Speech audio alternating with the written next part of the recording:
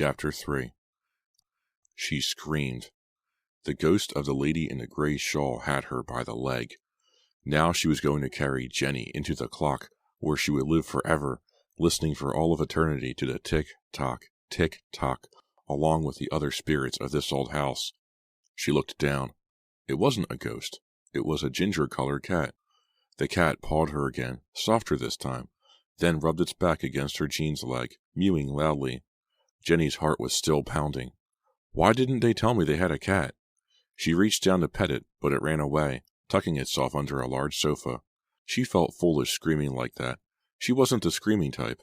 She took a deep breath and held it, the trick that usually worked when she wanted to calm herself. Had her scream disturbed Donnie? She ran up the creaking stairs and tiptoed into his room. He was still sleeping peacefully. He looked even more angelic when he slept. She was tempted to wake him up, tell him he could come downstairs and play until his parents came home. No, Jenny, you've got to show them you're responsible. She heard the animal howls again, closer this time, louder and longer. They seemed to be coming from the backyard. She crept over to Donnie's window, pushed back the curtains, and looked down. A spotlight on the side of the garage cast a narrow triangle of yellow light over the gravel driveway, a low woodpile, and the tall grass of the yard.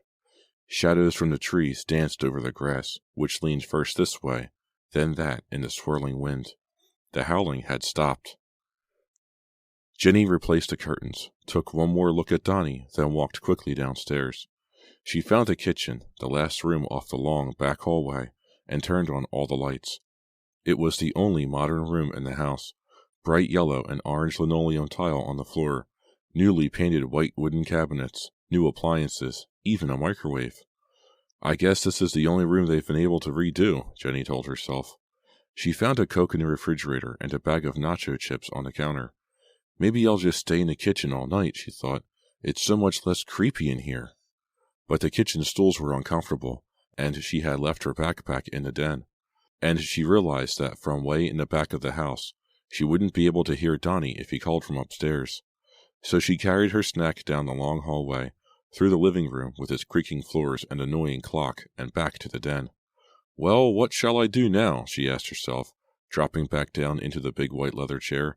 I can't just sit around and listen to the wind howl and the shutters bang and think about how creepy it is here. She picked up the newspaper from the table next to the chair and scanned the front page. Oh, a headline made her gasp. Third babysitter attack has police on alert. She tossed the paper down without reading the story.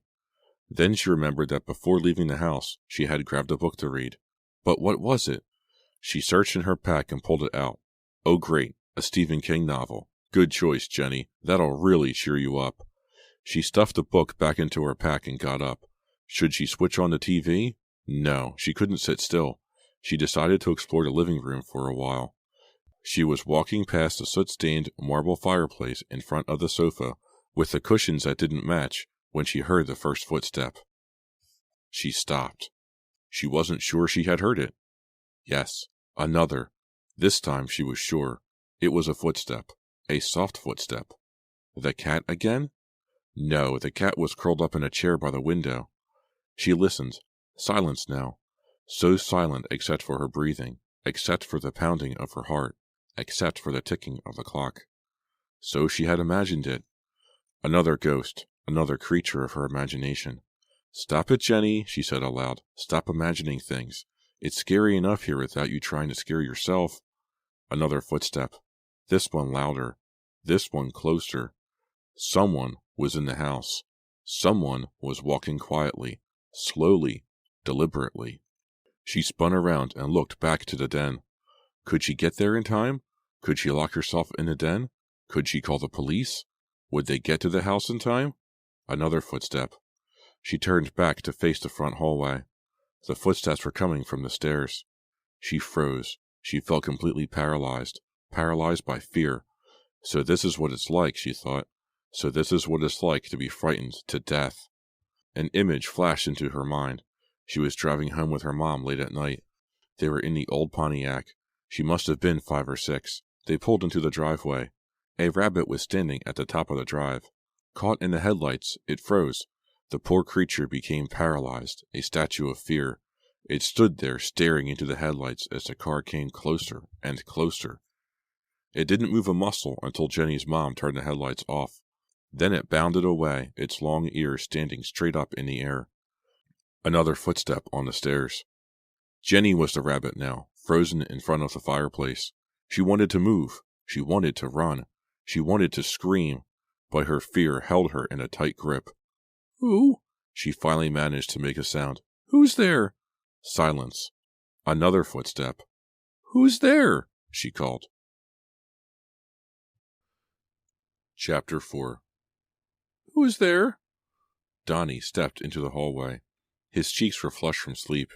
He had red leather slippers on his feet. One pajama leg had hitched up over his knee. "I woke up. I'm thirsty." Jenny took a deep breath. Her knees felt weak. She grabbed onto the mantel to steady herself. She didn't want Donnie to see that she had been afraid. She felt like laughing. Then she felt like crying. Then she felt like running up and hugging him. What an idiot she had been. Footsteps. Of course there were footsteps on the stairs. How could Donnie come down the stairs without making footsteps? How could she have forgotten that she wasn't alone in the house? He stared at her from the entranceway to the living room.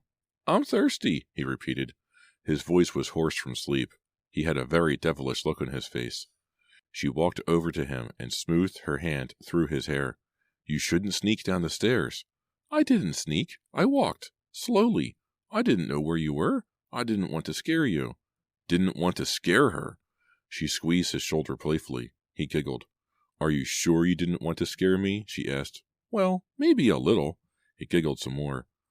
"Are you the kind of guy who likes scaring his babysitters?" she asked, starting to feel a little more normal. "Maybe." They headed toward the kitchen, her hand on his pajama shoulder.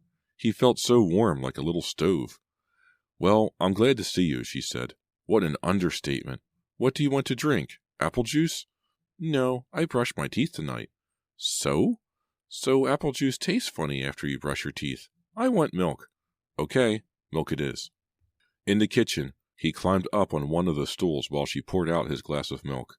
He drank it quickly in 3 long gulps, then wiped the milk mustache off his upper lip with the sleeve of his pajamas. "Want to play a game or something?" he asked.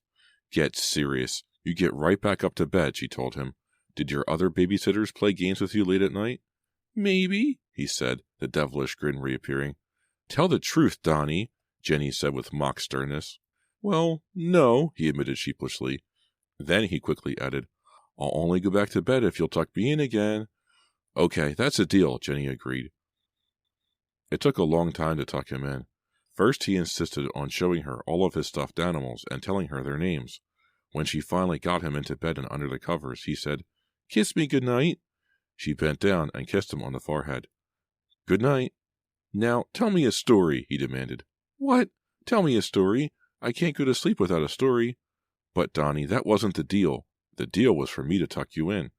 Now the deal is for you to tell me a story," he insisted. She saw that he was a tough bargainer. There was probably no use in arguing with him. "What kind of stories do you like?" she asked, sighing resignedly and settling down at the foot of his narrow, stuffed animal-cluttered bed. "Scary stories." "Of course." "Okay, let me think." She didn't have to think too long. She was good at thinking up stories. It was one of the real advantages of having a wild imagination.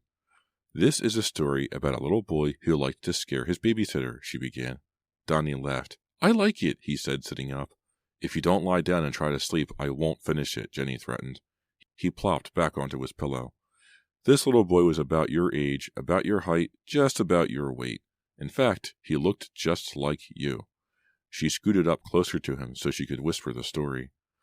"And this little boy had a very mischievous personality.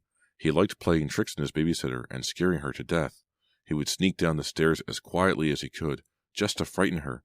He would make loud noises and jump out at her from dark doorways, and run into the room and leap onto her shoulders from behind when she thought he was sound asleep. One night, he scared his babysitter so badly, her hair turned white, and one night, he scared his babysitter so badly, her eyes popped out, and he had to find them and push them back in for her.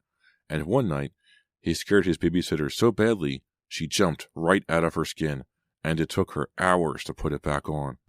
Donnie thought that was hilarious. He laughed until he had tears in his eyes. He made Jenny tell that part again, and then again. So one night, the little boy's babysitter decided to get even. She decided that it was her turn to scare the little boy. Jenny scooted even closer so she could whisper as quietly as possible. She thought and thought about how to scare the little boy. Should she dress up in a gorilla costume and pop out of his clothes closet? No, not scary enough. Should she invite a monster to come in and chase the little boy around the house? No, not scary enough. Should she take off her skin again and dance around in her bones? No, not scary enough. Jenny leaned down very close to Donnie's ear and softly whispered the conclusion to her story. And then the babysitter finally got an idea. She finally thought of the scariest trick of all. Very quietly, she crept into the little boy's bedroom. Very quietly, she leaned down over his bed where he was about to fall asleep. And very quietly, quiet as a mouse, almost silently, almost as silent as a soft breeze, almost so silently you couldn't hear her, she shouted, "Boo!" Jenny shouted the word boo at the top of her lungs. The story received the proper reaction. Donnie leaped up in surprise and nearly fell out of bed. Then he laughed uproariously. "Tell it again," he insisted when he had finally stopped laughing. Pleased with her success, Jenny headed to the bedroom door. "No. Go to sleep now." "Come on, Jenny, tell it again." "No. Next time. I'll be back on Saturday night, and I'll tell it to you then. Only I'll make it scarier." He made her promise 3 times that she wouldn't forget. Then he finally settled down to go to sleep. Jenny was smiling as she started down the stairs. That was a good story, she told herself. I'm going to be good at this job. The thought gave her special pleasure. Her mother was always accusing her of being irresponsible, of living in a world of daydreams and not being able to handle anything real. But her mother was wrong. Jenny was proving that. Her smile faded when she heard a loud knock on the front door. She stopped on the bottom step and grabbed the banister. She could feel the fear grip her body, the same fear she had felt in the living room when she had heard the quiet footsteps. The knock was repeated, harder this time. Who could it be? It was too early for the Hagans to be home, and they wouldn't knock. Could she see out? No, the door was solid wood, no window or peephole. Whoever was out there pounded again. 3 hard raps, then 3 more. It sounds like a burglar, Jenny thought. A picture of a guy in a black and purple striped sweater, wearing a black mask over his eyes, carrying a bag of burglar tools, flashed into her mind. No, it's not like a burglar. A burglar wouldn't knock, unless it was a very cautious burglar, and he was checking to make sure no one was home before breaking in. So if I don't answer the door, he'll think no one is home, and he'll... It's the babysitter attacker, the one in the papers. No, don't be stupid. How would he know there's a babysitter here tonight? It's my first night on the job. It's the police. A truck carrying toxic waste turned over outside, and they have to evacuate the neighborhood immediately. If I don't answer the door, I'll breathe the toxic fumes and be turned into a drooling mutant. 3 more hard raps on the door. Jenny pressed her cheek against the door. The wood felt surprisingly cold. Who is it? No reply. She could hear the wind roaring outside the door. Who is it? She repeated. She didn't want to shout too loudly for fear of waking up Donnie. Who is it? Who's there? She pressed her ear against the door again. The wind was howling too loudly to hear anything else. I'd better open the door, she told herself. She looked for a chain to attach, so that an intruder couldn't just push his way in. But there was none. 3 more knocks. She took a deep breath and pulled the door open a crack. Oh! The cry escaped her lips before she could stop it. The white porch light revealed a short but powerfully built man. Despite the cold and gusting winds, he was wearing an oversized red plaid lumberjack shirt. His eyebrows caught Jenny's attention first. They were bushy and black, as wide as caterpillars. He had thick black hair, slicked down with some kind of grease, and brushed straight back so that it looked more like a helmet than hair. His nose was bent and leaned to the left. It looked as if it had been broken several times, or maybe removed and put back on wrong. He had a stubble of black beard on his cheeks, and an unlit stub of a cigar tucked between his teeth. He reeked of the aroma of cigars. It must have been soaked into his shirt and jeans. He looked as startled to see Jenny as she was to see him. Who are you? He asked, his voice surprisingly deep but gravelly. Somehow he was able to speak and still keep the cigar butt clamped between his teeth. I'm the babysitter, Jenny said, struggling to remember exactly who she was. Who are you?" He looked at her suspiciously. He didn't seem to hear her question. "Everything okay in there?" "Yes," she said, squeezing the doorknob until her hand hurt. "Can I help you with something?" Dumb question, but what else should she say? "No, I'm sorry. I'm Willers. I'm the neighbor." "Oh, the neighbor." Jenny started to feel a little relief, but then she thought, maybe he's lying, and her fear returned. "I thought Mike and Mary were home." He chewed on the cigar butt and looked her up and down. No, they're out tonight. They go out on Thursday nights." Why did I tell him that? How stupid. Now he knows that I'll be alone here with Donnie every Thursday night. Stupid, stupid, stupid. "I'm sorry to disturb you this time of night. I thought I saw a prowler out back." He pointed a stubby finger toward the woods on the right. "Did you happen to hear anything?" "No, not a thing." Was he really the neighbor? Did he really hear a prowler? Was he the prowler? "I thought I saw someone. There's been a prowler in the neighborhood." He removed a tiny cigar butt from his teeth and jammed it into his shirt pocket. "Mind if I come in and look around?" "Yes. No. I don't think so. I don't know you. I don't think the Hagans would. Everything's okay. I didn't hear anything." He squinted at her suspiciously, his thick, black eyebrows folding above his eyes like upside-down V's. "You sure?" "Yeah, positive. It was nice of you to be concerned, though. Thank you." She started to close the door. He took a step forward. Her heart jumped up to her throat. Was he going to try to push his way in? What was he going to do? Why was he staring at her like that? "If you hear anything, I'll be nearby," he said, backing down. He looked into her eyes. "I'm always nearby." Was that a threat? Why did he stare at her like that when he said it? Or was she just imagining that he meant more than he said? "Good night," she said. She closed the door quickly, slamming it hard without realizing it, and locked it. Then she slumped down on the first step and buried her head in her arms, trying to catch her breath. "Ah!" She screamed when she felt the hand on her shoulder. "Sorry, I didn't mean to scare you," Donnie said. "I'm thirsty again." Chapter 5. "So, did you about the What? I can't understand you, Laura." Laura held up a finger, signaling for Jenny to wait a second while she finished swallowing. "I had a mouthful of pizza. Sorry. What I said was, did you tell the father about the neighbor?" "Tell Mr. Hagan? No, he's much too nervous already. I didn't want to make him even more nervous. Besides, what's to tell? The neighbor came over to make sure everything was okay. Big deal." "But Jenny, you said you thought..." "But that's my problem, don't you see? I'm always thinking too much, thinking crazy things. So the neighbor was a little shifty looking. Lots of neighbors are shifty looking. It doesn't mean they're going to break into your house and cut you up in little pieces or anything." Laura replied. "Huh?" They were sitting in the back booth at the pizza oven.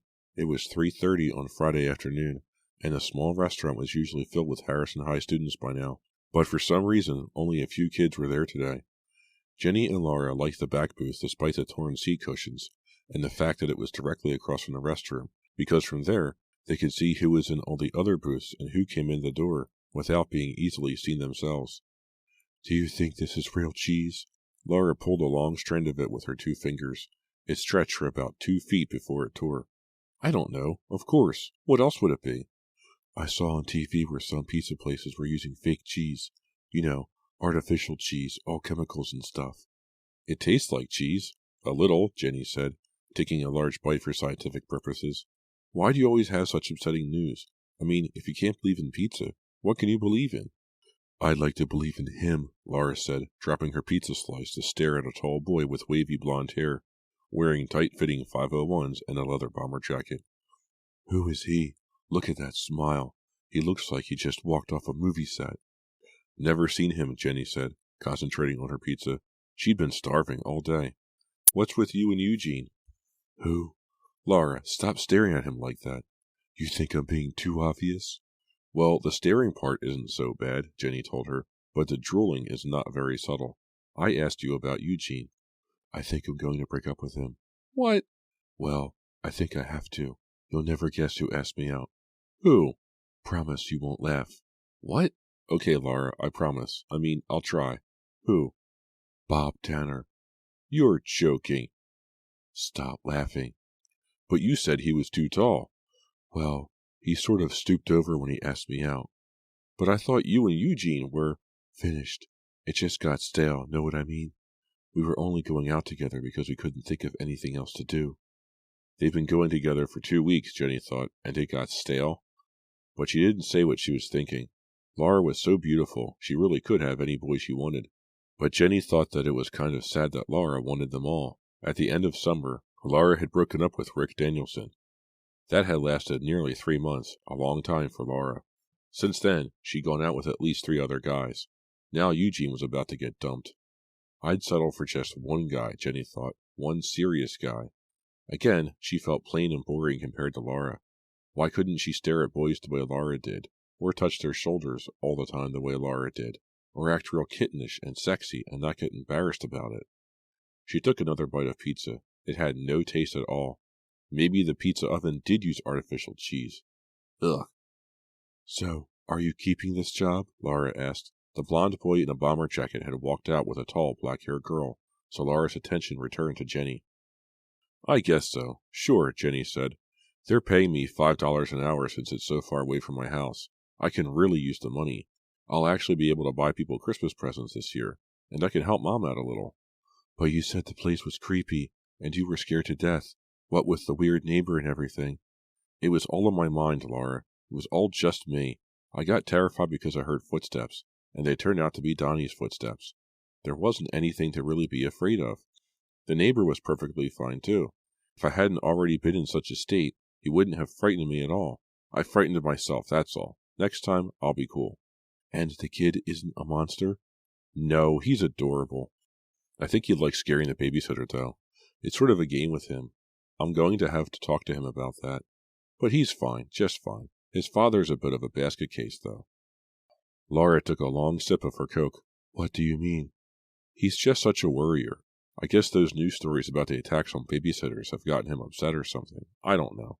He drove me home, and all the way back he kept asking me, did it go okay? Was everything okay? Was Donnie okay? He must have asked me 24 times. Maybe he was just nervous because it was your first night. Yeah, maybe. Maybe he'll calm down.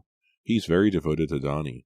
It's easy to see that, and his wife is really nice. She just makes jokes about how nervous Mr. Hagen is and what a worrier he is. I guess she's used to it. Well, it's rough, giving up all your Saturday nights, Laura said, looking toward the front as a group of Harrison kids came in, laughing loudly and shoving each other through the door. Not really, Jenny said. Not for me. She didn't mean to sound quite as gloomy as she did. She looked away. Did you save me any pepperoni? A boy's voice said nearby. Jenny and Laura both cried out. Where was the voice coming from? Suddenly, Chuck, a wide grin on his freckled face, pulled himself up from under their table. He looked very pleased that he had startled them both. He stopped about halfway up and rested his chin on the tabletop. Chuck, what were you doing down there? Laura shrieked. Nothing, just looking up your dress. His grin grew wider. His blue eyes actually seemed to light up, as if electricity had just been turned on. You idiot, Laura cried. Hey, I'm not wearing a dress. Then I don't know what I was doing down there, Chuck said. How long were you down there? Jenny asked, appalled at the thought that he may have been eavesdropping on their conversation, trying to remember if they'd said anything really embarrassing. Since Tuesday, I think. He pulled himself up and squeezed in beside Jenny. No, don't move, he told her. He put his arm around her shoulder. I'm comfortable like this. He beamed at her, 400 perfect white teeth in her face. Glad one of us is, Jenny said sarcastically. She took his hand with both of hers and lifted it off her shoulder. He had large hands, she noticed. He was a big guy. Big shoulders, powerful-looking arms. He looked like a football lineman or a wrestler. He grabbed up the rest of the pizza on her plate, a tiny sliver, mostly crust. Our first pizza together, he said, holding it up as if it were a prize. I'm going to rush home and paste this in my memory book. He stuffed it into his jeans pocket. I have a very messy memory book. Your mother must love to wash your jeans, Jenny said. I live with my dad. I wash my own jeans, Chuck said, surprising Jenny by saying something serious. I've got to get home, Laura said, starting to climb out of the narrow booth. Oh, no, Jenny protested. You're not leaving me here with him, are you? She meant it as a joke, Sort of. She hoped it came across that way. She looked at Chuck. He didn't seem hurt. Maybe he was used to having girls say that about him. I thought you'd never leave, he said loudly, ignoring Jenny's plea, and ignoring the fact that Laura hadn't left yet. He put his heavy arm back around Jenny's shoulder. Really, I've got to get home, Laura repeated, still not standing up. It's been real, Chuck said. Real gross. Jenny laughed. Laura gave her a surprised look. You think that's funny? It's pitiful. It's kind of funny, Jenny said. Chuck pulled the pizza crust from his pocket and ate it. Later, Laura said. She stood up, pulled on her maroon and white Harrison High sweatshirt and gave Jenny a meaningful look, and headed to the door. Jenny looked down at the red Formica top. Should she try to have a conversation with Chuck, or should she make an excuse and leave too? Was it possible to really talk to him, or would he just make non-stop jokes the whole time?